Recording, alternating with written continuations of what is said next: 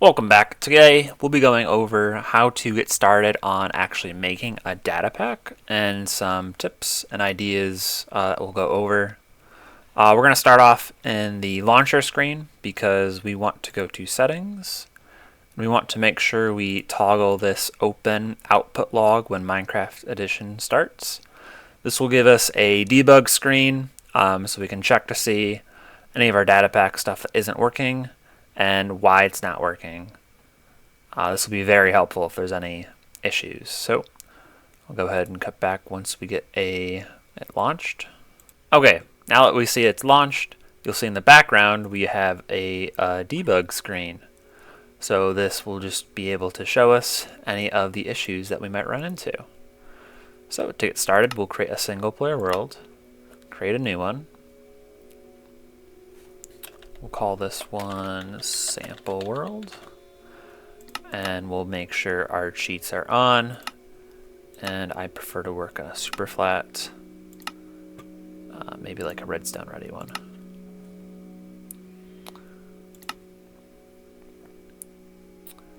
And then with that, let's go ahead and create our new world.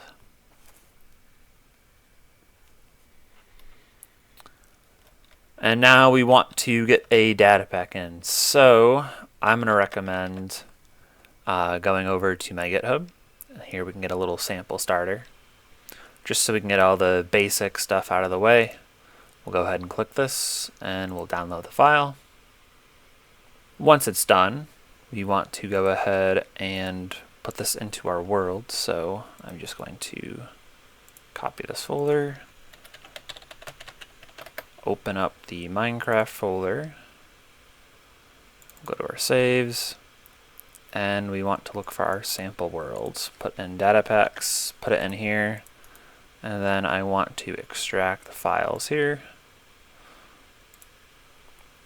Okay, this, we don't need that, and then we just need to create a folder for our data pack folder. So we'll call this one the demo. And then we'll drag in our data and our pack.mc meta file. Now we want to get some sort of editor out. We want to go ahead and open our folder. We want to make sure we go to the right area. So we go to %appdata %, go to .minecraft, and we're looking for saves. And here we got to find our sample world, data packs, and then our demo folder. We'll select that. First thing we want to do is make sure our pack format is up to date. As of right now, it should be pack 48. And then we have something called a namespace and a Minecraft folder.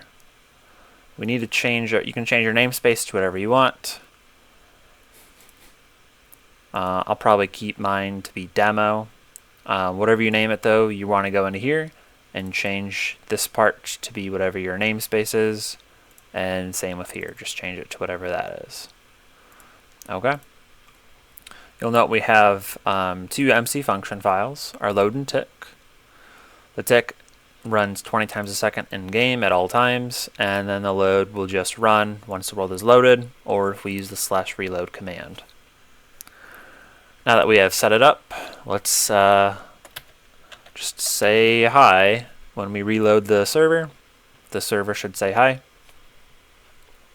So if we go back into the world and we type /reload.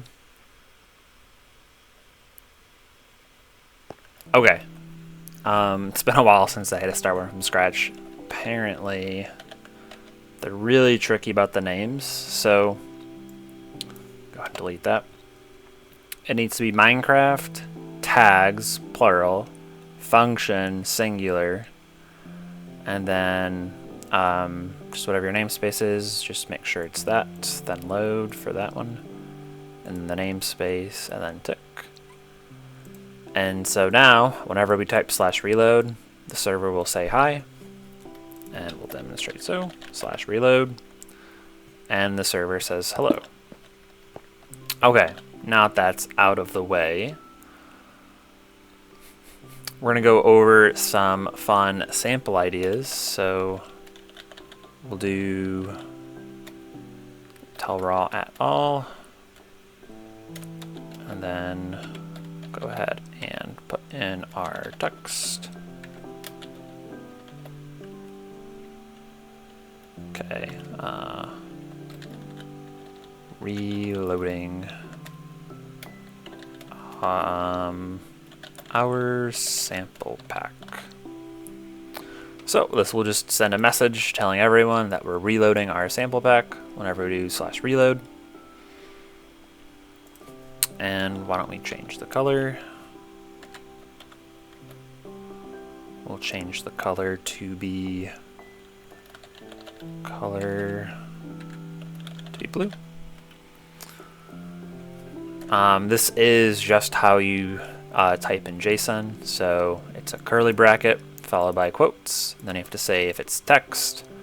There's like text, bold, color, italics, and then so it's text, then colon, then another quotes for what our text is going to be, and then we do a comma to separate each of our I don't think of it like attributes for our word. Then we have color, colon, and then blue. And then if we reload, we'll get a little pretty message in blue that we reloaded our sample pack. So we have a few ideas we're going to go over. We are going to change the block that we are standing on to be ice when we hold a particular item. So to get started, we want to go to our tick function, and we're probably going to want to use execute as everyone, and then at everyone, or at the person that is doing it, if our person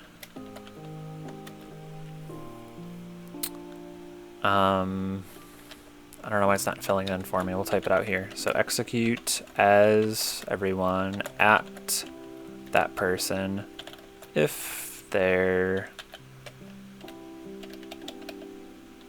items that they are holding. We want weapon.main hand, so if it's in their main hand, if they're holding, let's say, a diamond axe, then we are going to run a function. So we'll just copy this and send it on over into here. Data packs don't like the slash, so just remove that. And then for our function, we are going to create a new file, and we're going to call this our diamond walker, or no, our ice underscore walker dot MC function. Any of our function files in here should end with a .mc function. This just lets the game know that we're going to be using the Minecraft commands to talk to the game. So we want to run the function. We want to use our namespace, which is example. And then we want to do a colon. And then we want the name of our file that we are looking at, which is IceWalker. This will then run the function in this file. So we're going to be executing as everyone at their location if their item in their main hand is a diamond axe. And then all we need to do is we are going to use the /fill command. So /fill right below us is -1. And then if we don't know what the tilde means, oh, I guess we could use the set block command. So set block. The tilde just means exactly where the command is running is where it's going to place. So if it's running right at me, the command runs at my feet. So the player is 2 blocks tall. The command will run right here. So we want to lower it to be right below us down here. So that's why we do our tilde -1. So when we bring that back up, we want to have ice. Let's go with blue ice. And then we can add more, but we're going to keep it simple to start off. It's a little example. So we'll just paste that in here. We have set block right below us to be blue ice. Now we are going to be running this as ourself at our location. So we don't need to specify where here. This just says at our location beneath our feet is where the -1 is. So whenever we're holding our diamond axe, this should then make it to be blue ice wherever we're standing. Time set noon. Game rule. Do daylight cycle false. Whoops. So if we reload the data pack and we grab ourselves a diamond axe, we'll see wherever we stand, it's changed to blue ice. And we can jump and move all around. And if wherever we stop holding it, it doesn't work anymore. But back in our hand, it summons ice wherever we walk.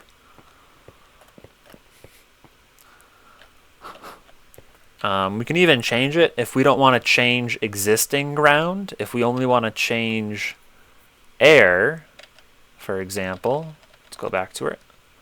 We can then do slash or add on to our set block. We can replace air.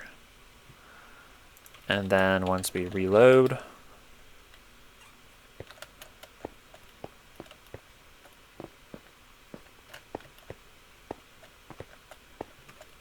oh, did I type it in wrong?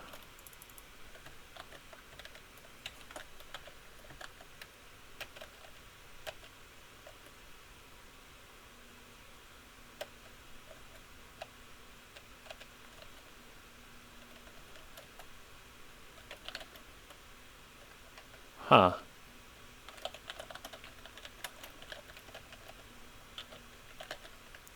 Maybe the set block just doesn't like that.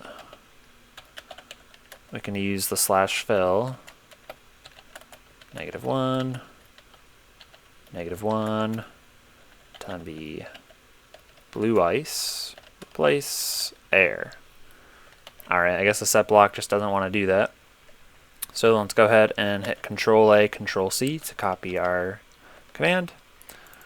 And then we'll double click this and paste it back in. And we'll get rid of that. Slash reload. So whenever we're holding it, it doesn't change that one, but it will change the air blocks around. So we don't have to mess up any existing terrain if we don't want to, and we can just make it work whenever we're holding the axe. So that's the first idea completed. Let's look on to the second one. We want to detect whenever we crouch to make us invisible. Alright, so in order to identify whenever we crouch, we're going to use a very powerful tool, the slash scoreboard. So we need to create an objective first. So we're going to add one. And this is where we get to name it whatever we want. To keep it simple, you like to name it what am I trying to identify. So I'm identifying whenever I crouch.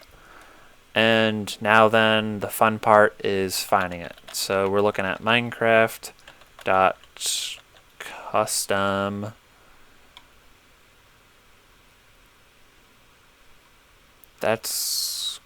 we have crouch 1 centimeter. This is an option. We'll save it for now. I'm just going to double check to see if there's any better ones.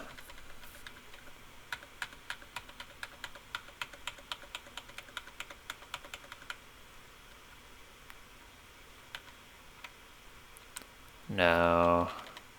Oh, sneak time. Yes. So this one will detect how long we're sneaking. Okay, the other one would be how far we're sneaking, which we could set it to very minimal, but we just want to detect whenever we're sneaking, so this will be the best one to use. So, and then we can add a display name if we want, but we don't want to display it, so we don't really care for that. So let's go ahead and copy this. We probably want to put this in our load function in case we want to transfer this data pack to a different world in the future. Just so we save our objectives and that everything that we run in this world could be ran in a different world. So now that we have this scoreboard objectives sneak time, let's go ahead and run it. And then we want to display it just for testing purposes. So we do /scoreboard objective set display. I like the sidebar because it'll show up right on our right. And then we only have one option, which is the crouch we just made. And we'll set that up just like so. And then you'll see whenever we crouch, we get a number. I crouch, number increases and increases. So we know it's working well. Next up, we need to detect whenever our score is greater than a certain threshold or number.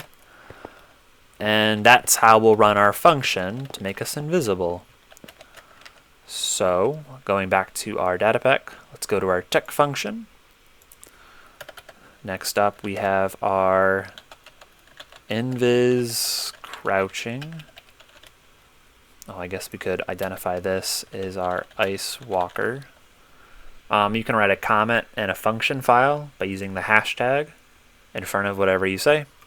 And this will be ignored by the game just so you can take notes of yourself. So let's write it out in the game. So we're going to execute as everyone. We don't need to do at ourself because we're just going to make ourselves invisible. So we just need to have who's going to run it. It's going to be as everyone. So now we're going to add a little condition. As everyone that has a score, we add the curly brackets from our crouch scoreboard. If it's equal to, let's say 1 or more. So we say equal to 1 dot dot.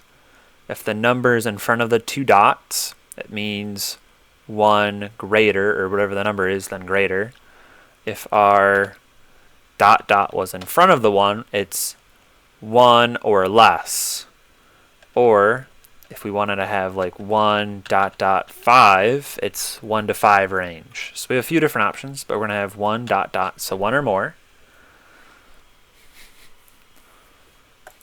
So assuming that they're doing that, then we want to run an effect, and we're going to go ahead, or we're going to want to run a function again because we want to run 2 different commands. So we'll probably want to run a function to simplify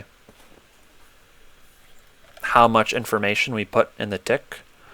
If we overload this with too many lines of code, it'll slow down the game, and we don't want to do that.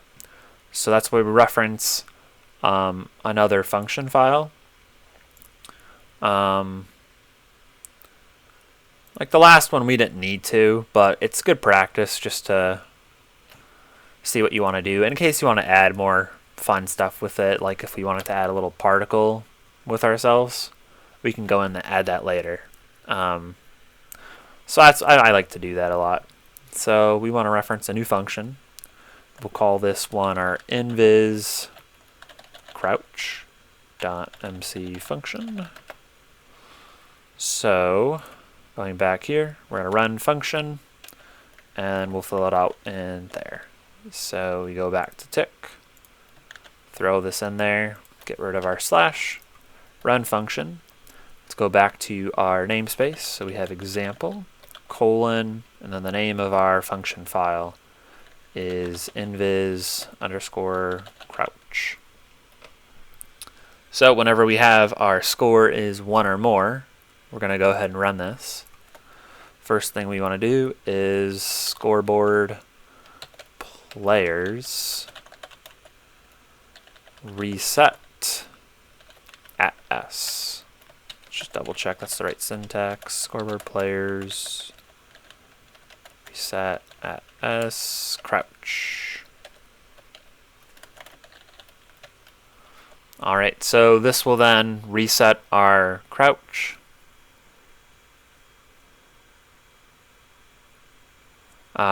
Whenever it activates, so it doesn't If we crouch once, it'll say that we've crouched, and when we're uncrouching, then we'll still have the invis effect. So this will just allow us to recycle it once we're done crouching. So we want to do that, and then we want to effect give at s Minecraft colon invisibility. The first number is how long it is, the second one is how powerful, so we just want it to be about 2 seconds. Power of 0, and true or false if we want to show particles or not. I'm going to opt out for particles, so I say true. And then if we /reload,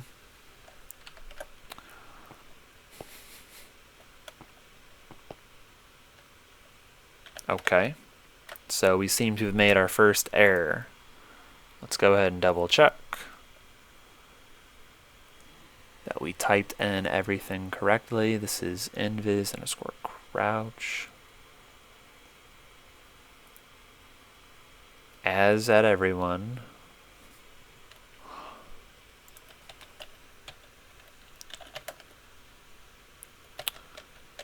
Okay, well notice when we type /function, our crouch thing isn't there.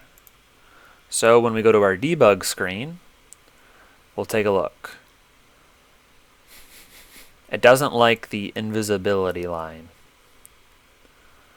It's probably due to a typo. That's what I get for not using the fill-in. So we'll just do effect give at s invisibility 2 seconds 0 true. Control A, Control C, and then if we go back to our invis crouch, paste it back in there, and then when we reload, okay, it resets. That means it's working. So if we crouch, we're invisible. We uncrouch. It takes a second. I wonder if just 1 second would do. /reload. We crouch, we're invisible. We uncrouch, we're no longer invisible. Crouch. And just like that, it's working. That's why the debug screen is very helpful. If we ever do like a incorrect thing, our function file will, if there's just one mistake in it, you won't even be able to access it, as we just saw right there. So having that debug screen to tell us which line it is that's messed up is super handy, especially when we start to add more and more and more. Obviously we only have 2 options here, so it wasn't too difficult to figure it out. But on to our third one. We're going to create kind of like a damaging shield or like aura around the player. So here's kind of my thought process is we'll execute at a certain individual, and you can identify this individual however you'd like. I think I'm going to give myself a tag, and then I'll identify whoever has this tag. Will create kind of like a damaging aura around them that doesn't affect that person. So let's get our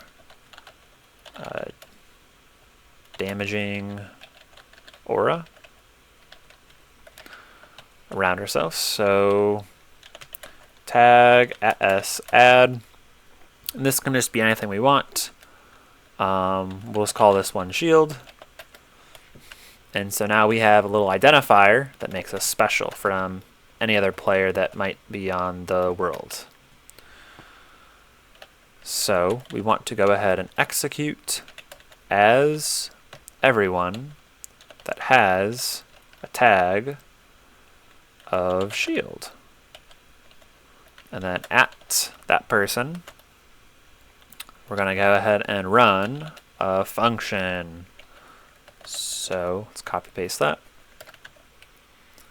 get rid of our slash, and then this file we'll call this our damage underscore aura dot MC function.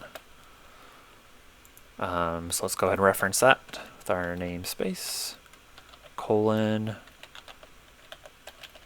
damage aura. So whenever whoever has that tag will then be able to run the function. So I think the first step is we're going to effect give at every entity tag does not equal shield. So this will affect anything except for whoever has the tag, which is our main character here. So this won't affect us. And then we'll just give them wither. I want to affect every single entity, so maybe not do an effect, because some entities are immune to instant damage, where it heals them. Some entities are immune to wither. Alright, well, let's just start with this for now, and we can think of another solution. We'll just say instant damage. 1, 1, true. Okay.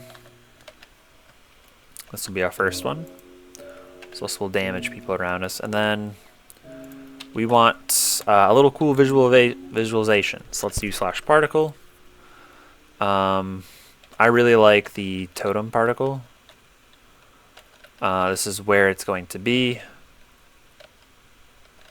And then the size of it.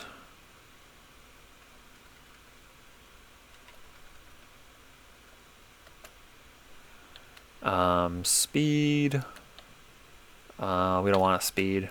And then our count. Let's start with 500. And we can do normal here. Let's bring it down to 500. Perfect. Well, 700. Okay, I like that. I like that. So let's go ahead and add our little effect here. So the particle command, the easiest way to do it, I guess, would be MC stacker /particle. And if you type in the totem, it'll kind of tell you what you want to do. Location, for mine was just the tildes, so it's wherever I'm executing the command, which I've specified to be me. And then the delta X, Y, and Z is kind of how big of an area you want it to be. So when I have it to be 3 by 3 by 3, it's like a 3 by 3 by 3 around me. Where you see like that big cube. If I'm flying, you'll see it's below me as well. So it's just 3 blocks in every direction around me. And then speed is how fast the particles move, and then count is how many there will be. So if we change the speed to be a little faster, you'll see they kind of move a lot, which we don't want to do because this is going to be constantly around us in a moment. So they're just kind of following around us. I think that's good to start for now. So, okay. Right now, this is also set to give everyone in the world instant damage. We want a specifier. We want it to be distance based. So we'll do comma distance is equal to ... we'll say 6 blocks away. So any entity that's within 6 blocks of me is going to receive the damage. And then we're also going to have this particle surrounding me. And this will be executing at everyone that has the shield. And so then if we reload, we'll notice the particle all around us, and it's a lot.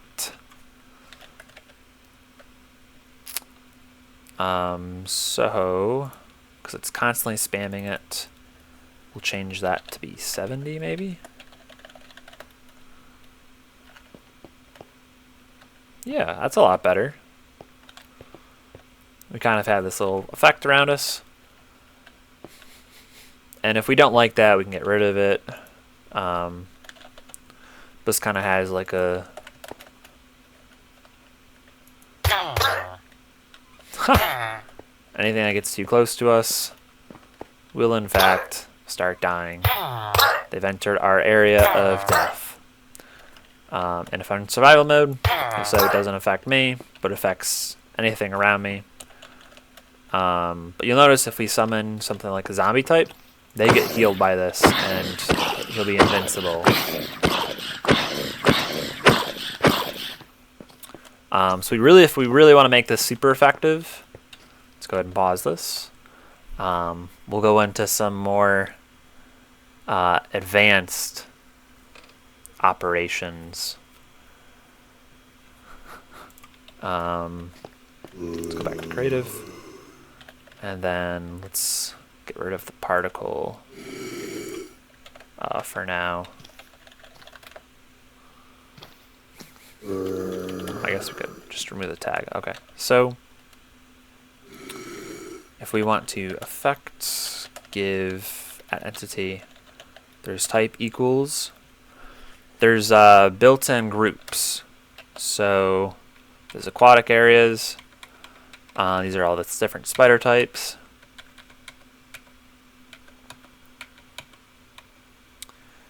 We want to look for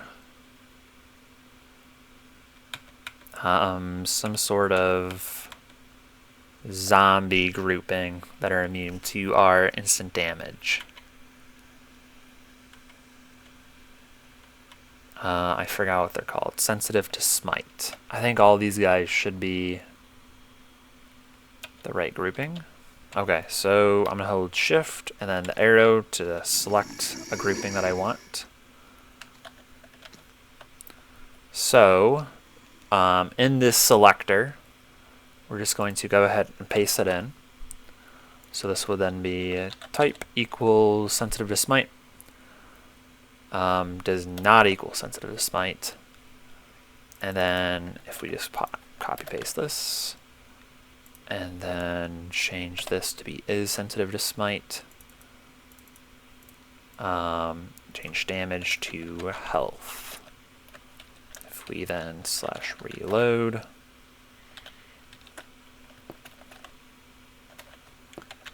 summon our husk, now he takes damage.